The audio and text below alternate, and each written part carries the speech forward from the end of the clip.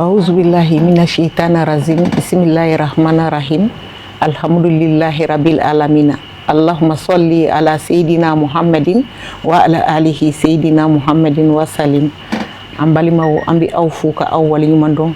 danti foli min na maa o maa bɛ yen k'i bɛ ka telesirifula filɛ ni wagati in na badabada foli u bɛ ɲɛsin i ma i sigiyɔrɔ la ka bɛn n'i ka wagati cogoya ye o foli kelen yani an ka don émission kɔnɔ an b'o ɲɛsin an fa a n'an karamɔgɔ ma n'o ye a Seyidi Usumani Sherifu Madani Hayidara a n'a ka denbaya a n'a kanubagaw bɛɛ lajɛlen diɲɛ seleke naani kana la an b'u fo k'u waleɲuman dɔn. Foli min tani dilen ko aw kelen-kelenna bɛɛ lajɛlen ma ayiwa an y'o de fɔ ladalako la Sherifula TV a bɛ wuli a bɛ don duw kɔnɔ sabula n'an ko ka don duw kɔnɔ an bɛ don duw kɔnɔ ni hakiliw ye an bɛ don duw kɔnɔ ni jateminɛw ye an bɛ don duw kɔnɔ ka se ka dilaliw kɛ o y'a to bi an y'an bolo manabɔ ka an balima dɔw sɔrɔ an bolo an ni minnu bɛna jɛ bi ka masala walasa ka faamuyali cogo ɲuman di aw ma cogo min na aw ka se ka kunnafoni dɔw sɔrɔ adamadenya lahala dɔw kan ayiwa n'a b'o cogo la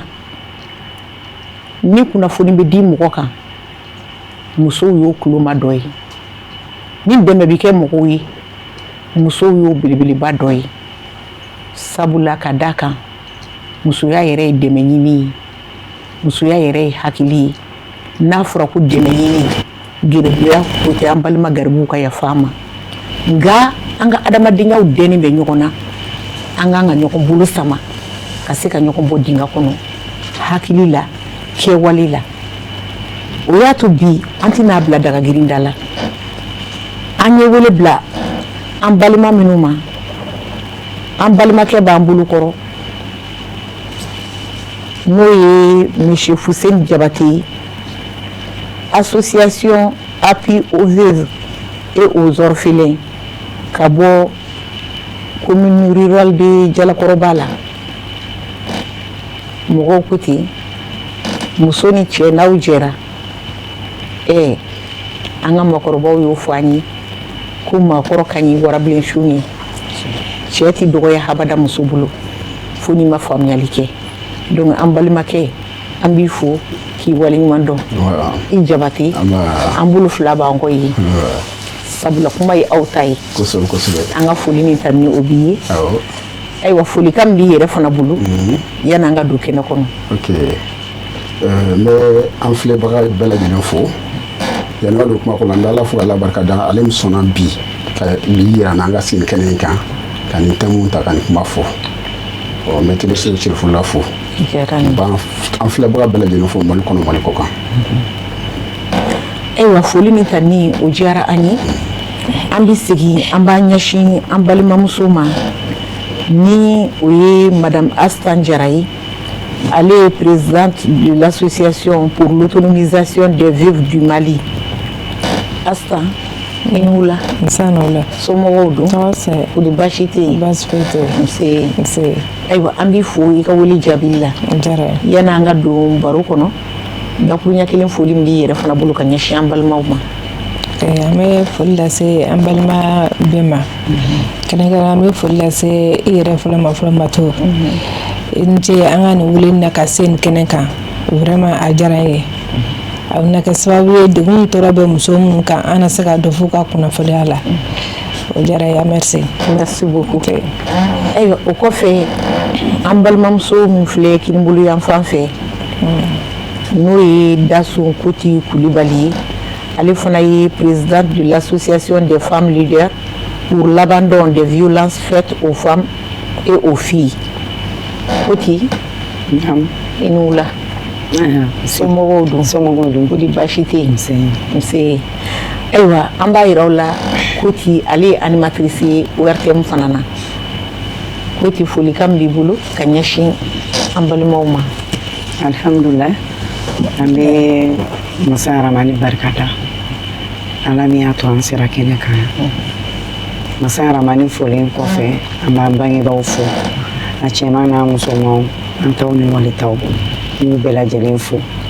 an b'a fɔ ko ni mun ma natɔ sɔrɔ o kana an tatɔ sɔrɔ bamanankan fɛnɛ ka gɛlɛn toden de don anw ye kuma tigilamɔgɔw an bɛ kuma don o don an bɛ sira kuma ɲɛ an b'a fɔ fɛn bɛɛ b'a den wolo kuma b'a ba wolo an ka kɛnɛ in kɔnɔ an bɛ ala deli kuma kana a ba wolo ma voilà an bɛ foli segin i yɛrɛ ma ayiwa foli diyara n ye ni an ye foli di nin bɛɛ lajɛlen ma kumaso ale denbayalen don bi musow b'o la i komi cɛw b'o la kɛrɛnkɛrɛnnenya la an balimakɛ bi yan n'o ye Ben Bankura ye an bi a fo a fana ye association ye ŋana dɔ ye an y'o de fɔ diɲɛ fɛn o fɛn ni muso b'a la a dɔn k'a fɔ i k'a ye ka n'a ye a sɛmɛ yiri ye cɛ ŋana dɔ ye cɛba ŋana tɛ muso kɔ e m'i diya o tuma walasa muso k'a diya musoya la fo a ka sɔrɔ n'a y'a kɔfilɛ a sɛmɛ yiri ye cɛ ŋana dɔ ye muso kuma ye tiɲɛ ye a ye tɛgɛrɛ min ko ayiwa n'an ye monsieur Ben Bankura fo an b'an balimamusow fo minnu fana y'u sen b'u kɛnɛ kɔrɔ ka kɛnɛ in sɔrɔ a ye tɛgɛrɛ fɔ aw yɛrɛ ye ayiwa o kɔfɛ an balimaw bi fana an bɛna masala fɛn min kan o de ye an ka adamadenya la fɛn dɔw bi kɛ an bɛ se ka fɛɛrɛ sɔrɔ o la mais fɛɛrɛ in bɛ sɔrɔ cogo di fo a ka sɔrɔ mɔgɔ dɔ de bɛ sɔrɔ min y'o lakunu ka hakili la yakubaya ka se ka hakili jigin fɛn dɔw la ka fɛɛrɛ dɔw jigin u kɔnɔ n'o kɛra a ka ca la caman bɛ bɔ fili kɔnɔ o hukumu kɔnɔna la bi an ka thème ye fɛn min ye ka makun ntɔɲɔ kan makun degun kan makun tɔɔrɔ kan ka se k'o kɛlɛ k'o bɔ yen ka se ka musow u ka se u yɛrɛ kɔrɔ musow ka u kisi ka kɛlɛ kɛ ka ɲangata ta ka bɔ musow kan musow b'o la cogo min denmusow b'o la ten nin bɛɛ ye muso ye kunu musow o tun ye kunu denmisɛn ye o kɛra bi muso ye wa bi denmisɛn o fana ye sini muso ye donc nin bɛɛ ye muso juru kelen ye awa n'i ye diɲɛ ta k'a lajɛ bi muso caman fana bɛ yen minnu degunnen don ntɔɲɔ bɛ minnu kan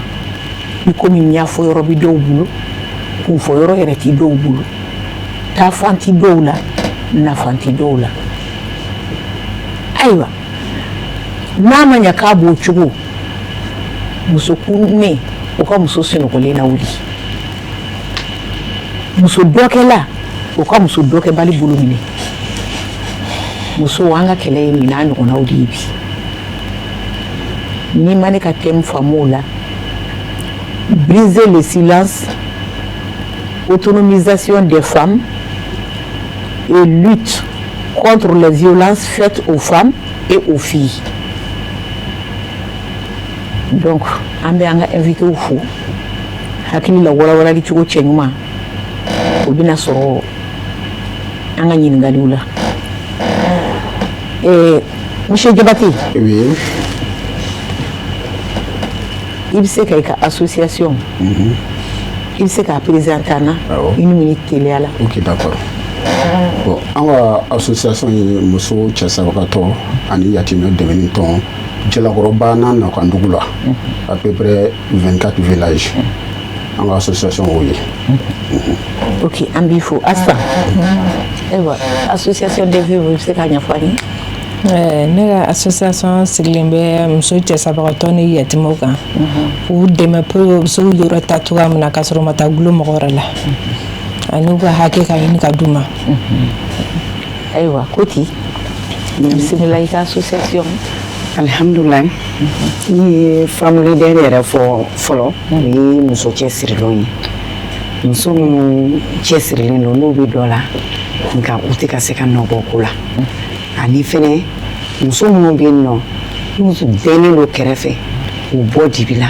u ka se ka dɔ kɛ e yɛrɛ banna kuma bɛɛ la mais o t'a bɛɛ ye an bɛ se k'a fɔ association in sigilen don tɔɲɔ ni wale min bɛ ka taga musow sɛgɛrɛ a n'an den musomaninw ani den musomanin minnu yɛrɛ bɛ colo ka faso bila ka taa bɔlɔnkun na sirabajɔ b'o la juin b'o la dɔrɔkota b'o la o n'a ɲɔgɔnna caman o de kama n yɛrɛ an y'an sigi k'a miiri su kɔnɔ an b'a ye k'a fɔ muso tɛ sunɔgɔ su kɔnɔ don dɔ la an bɛ hami nin bɛɛ la o miiriya de y'a to an ye jɛkulu in sigi sen kan walasa musow ka lafiya parce que ni nin bɛɛ lajɛlen ma bɛn sen ma muso e tɛ lafiya i sigiyɔrɔ la. Ayiwa an bɛ aw fo ka aw waleɲuman dɔn aw ka association kofɔlen kɔ an ye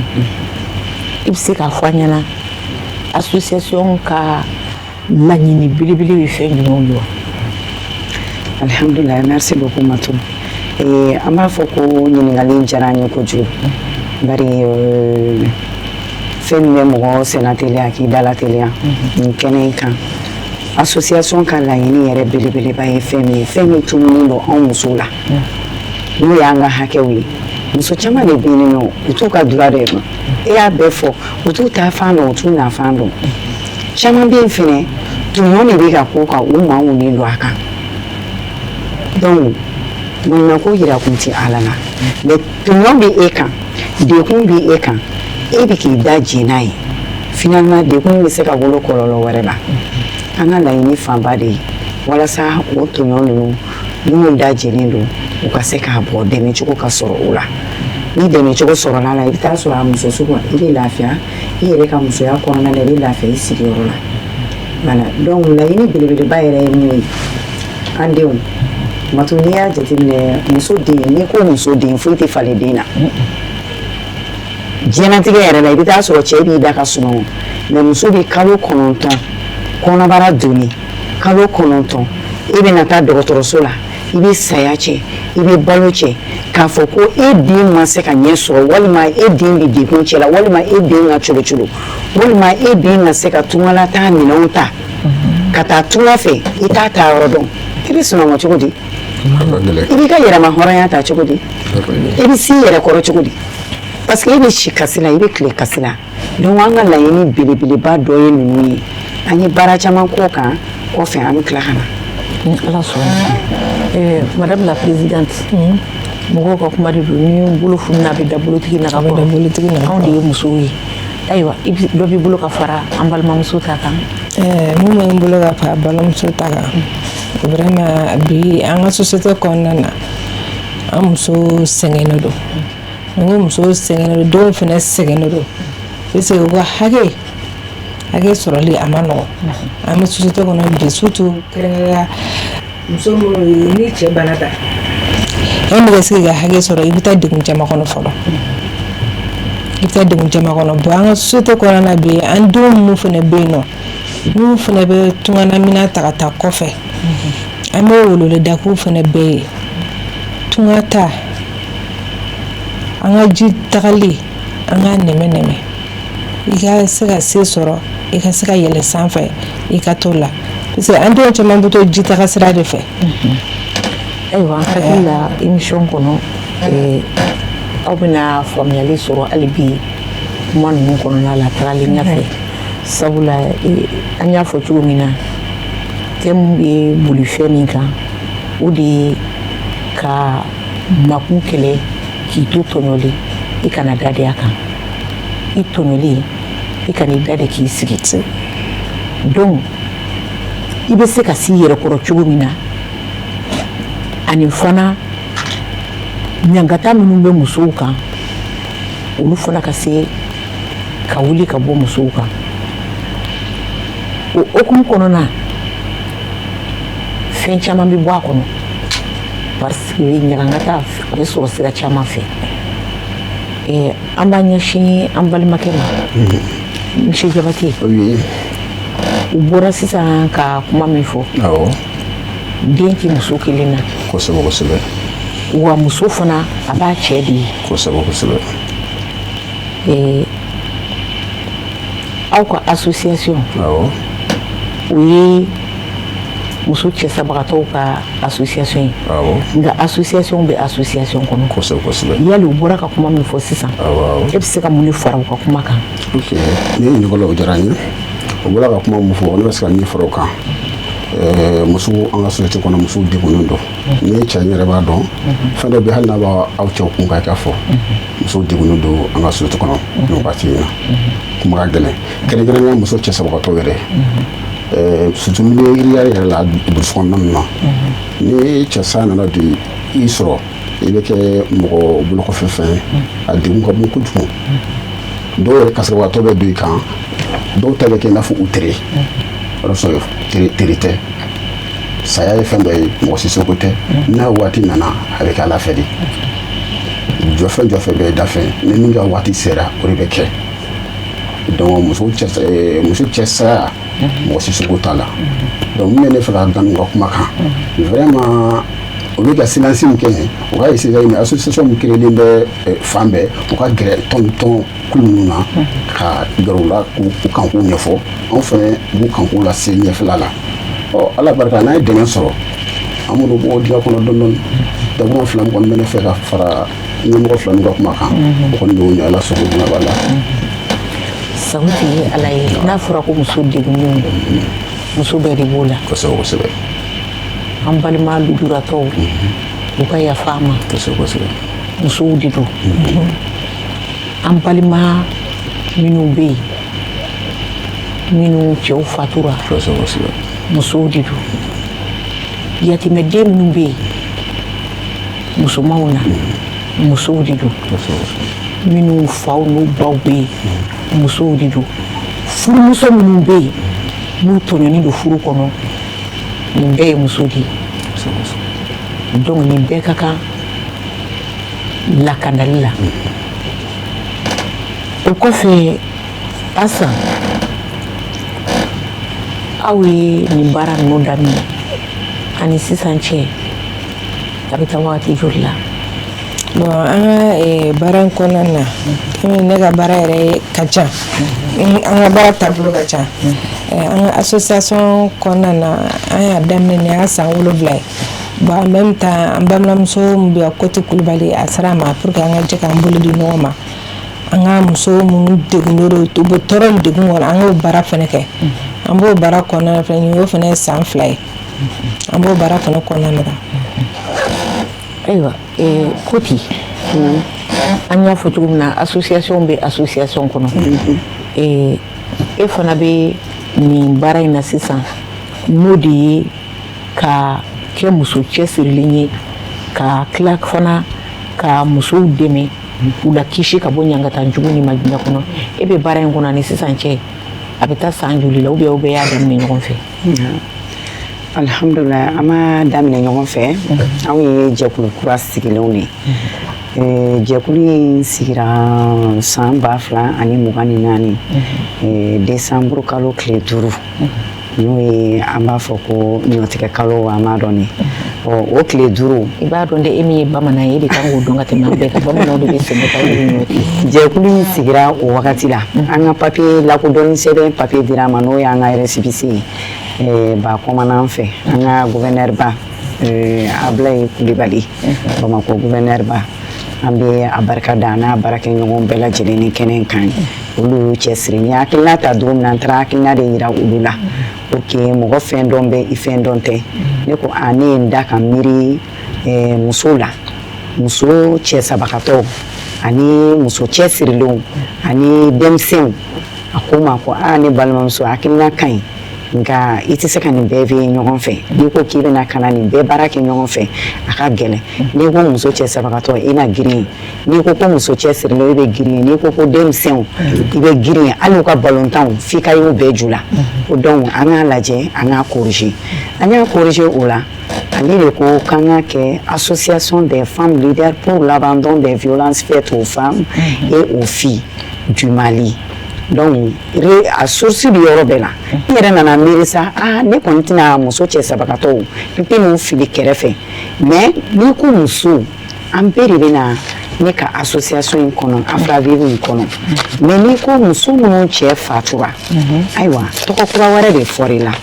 donc danfara dɔɔni nana aw ni ɲɔgɔn cɛ o kama miirila ni musoba in na n y'a wele n y'a f'a ɲɛna n ko bon an k'an bolo di ɲɔgɔn ma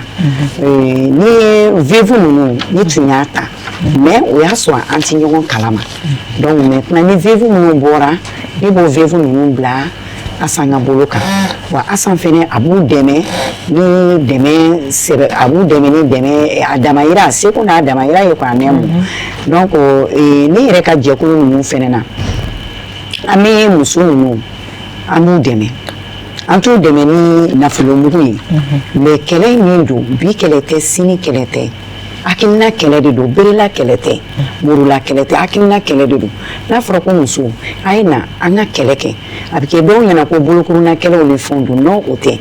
kɛlɛ minnu don anw yɛrɛ tɛ tuguni anw den minnu bɛ na a n'a mɔdenw minnu bɛ na peut-être olu de bɛ na mɔden yɛrɛ de sɔrɔ sinon a bɛ ka feere sisan ye fanga t'an na an ye jɛkulu kura de fanga fosi de t'an na donc o kama an bɛ sensibilisation kɛ k'a daminɛ 2024 la ka na o tɔni na parce que a kɛra san kalo laban récépissé donna an tɛgɛ kɔnɔ mais 2025 na an ye kunnafoni dɔw di an y'an ka kɛlɛ fanba bɛɛ lajɛlen kɛ dɔrɔgu de kan o fɛnɛ ye fléau dɔ ye Mali la yan nɔ min cɛ ka jugu kosɛbɛ denmisɛnninw bolo lajarabili de don min cɛ ka jugu parce que sifinnakaw ka dɔrɔgu tali de ka ca bi ka tɛmɛ mɔgɔkɔrɔbaw kan même si ni mɔgɔkɔrɔbaw y'a ta anw ɲɛ t'olu la tuguni anw ɲɛ bɛ denmisɛnninw de la parce que denmisɛnninw ye jamana jɔ sɛnɛyiriw de sini jamana jɔlaw de don n'a fɔra ko sini jamana jɔlaw don olu ka kɛ dɔrɔgu ta ye ka joints min u bɔ lahalaya bɛɛ lajɛlen na sini jɔn de bɛna sigi jamana kunna ayiwa ni mɔgɔ ma sɔrɔ ka sigi jamana kunna musow dɔrɔn de bɛna sigi a kunna hali o musow fɛnɛ minnu bɛna sigi o musomaninw olu fɛnɛ ta kɛlen bɛ ka dɔrɔgu ta ka joints min donc a kɛra dɔɔni dɔɔni koma ye bi c'est pourquoi ni n ka denmisɛnninya miirila min da n tɛ sunɔgɔ n tɛ sunɔgɔ cogo min na n y'a ye k'a fɔ denbatigi fɛnɛ caman bɛ yen u tɛ sunɔgɔ donc cette année an ye kɛlɛ caman k'o la cette année an nana kɛlɛ min ta o ye de ye k'a fɔ ko fléau wɛrɛ bɛ yen min ka jugu ni dɔrɔgu ye Matu e tɛ se ka da o la o ye de denmisɛnninw ka sennamɔgɔ sira tungalata ka taa sennamɔgɔ sira fɛ sennamɔgɔ sira in tagali lajarabiliba de don bi fɔlɔ an tun b'a fɔ ko marakaw sisan marakaw tɛ bamananw b'a la siya bɛɛ b'a la duguba kɔnɔ den b'a la burusi kɔnɔ den b'a la bon anw den mansa anw tɛ sunɔgɔ bi anw tɛ sunɔgɔ bi an bɛ si an ɲɛna kasi la an bɛ tile an ɲɛna kasi la f'a dɔw kɛlen bɛ sababu ye ka u bɔ musoya yɛrɛ la halaya kɔnɔna yɛrɛ la u yɛrɛ tɛ ni dukɔnɔmɔgɔw si ye i tɛ n'i cɛ ye i tɛ n'i den ye bilen yɔrɔ a kɛra fɛngɛ ye kasi yɛrɛ fɛ dɔw tanyana o seereyaw bɛ kɛnɛma n'i bɛ pibiliki min na ta an kɔfɛ ni pibiliki ninnu bɛɛ de ye victimes y'an bolo ninnu bɛɛ de tɔɲɔn b'u kan parce que u denw taara dɔw yɛrɛ den 5 dɔw den 6 musomanw b'u la cɛmanw b'u la mais an ma yamaruya ka ja ninnu yira sinon u bɛɛ ja b'an bolo an bɛ recensement de kɛ ni mɔgɔ minnu den nana mɔgɔ min sera an ma muso la k'a fɔ k'an denw taara tunga la an b'a recenser donc n'an y'a recenser tɔgɔw bɛ ta jamu bɛ ta dugu minnu don olu bɛ ta ni Bamako de don an b'u ta donc an bɛ recherche kɛ à travers ça an b'i fo k'i waleɲumandɔn ne balimaw kumakɛla ko man nɔgɔ a y'a da kan burututututu a ye tɛgɛrɛ fɔ a ye a y'a kɔnɔnata de fɔ min kɛlen bɛ k'a degun bi a y'o de fɔ hali n'a y'a sɔrɔ an kun da ma bɛna s'a ma ɲɛfɛ an kun ma s'a ma fɔlɔ parce que ne ko a ma n ko hakilina association in dayɛlɛnna ani sisan cɛ a bɛ san joli bɔ ayiwa donc ale kɔni y'a ta kɛ k'a d'a kan bamanan tɛ wa u tɛ bɛrɛ dɔn fila kɛ ami yarabi d'accord o kɔfɛ an balimaw an ma duman tigɛ aw la ni ala sɔnna ma nin ye aw ka émission ta ko fɔlɔ ye